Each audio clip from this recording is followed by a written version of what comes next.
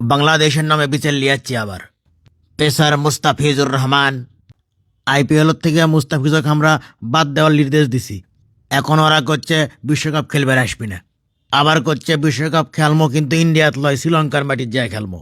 আমাদেরও খুব ঠেলার তুলে থছে 5 আগস্টের পরে, বুঝছেন? আমাদেরও কেন শান্তি পাবার দিচ্ছে না। অভিযোগত তো শেষ নাই, বিচারত তো শেষ নাই, কুণ্ড থুয়ে কুণ্ড কমো আপনি কন। আবার করছে আইপিএল এর সম্প্রচার বলে বাংলাদেশত বন্ধ করে থুবি ওরা।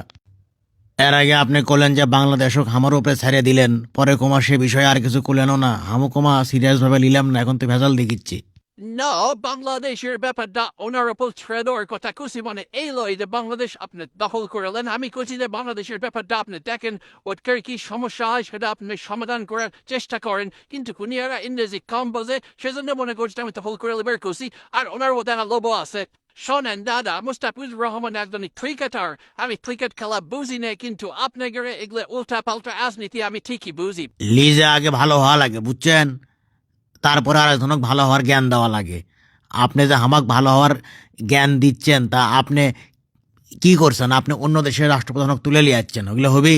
আমরা বাংলাদেশক স্বাধীন করে দিছি, জন্ম দিছি। আমরা জিঙ্গা করে কম সিঙ্গা করে বাংলাদেশ চলা লাগবে, এটাই হলো কথা। হ্যাঁ হ্যাঁ, বাংলাদেশক বলো ওরা স্বাধীন করে দিয়েছে, জন্ম দিয়েছে।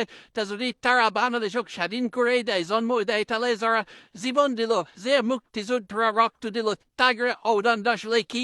আর উনি যে করছে যে আমি কাক তুলে দিয়েছি কোন প্রেসিডেন্ট হোক, তা উনি যদি পারে তাহলে শক্তিশালী কোনো দেশের প্রেসিডেন্ট হোক তুলে দিয়ে আসেন। সেটা আপনারা পারবেন না, খালি বাংলাদেশের উপর আপনারা মাথা বড়ি করবেন। কোনো বিচারিটি হবি না, বুঝছেন? আপনি যান আগের থেকে। হ্যাঁ দাদা, গোলামির দিন শেষ, এখন খালি বাংলাদেশ।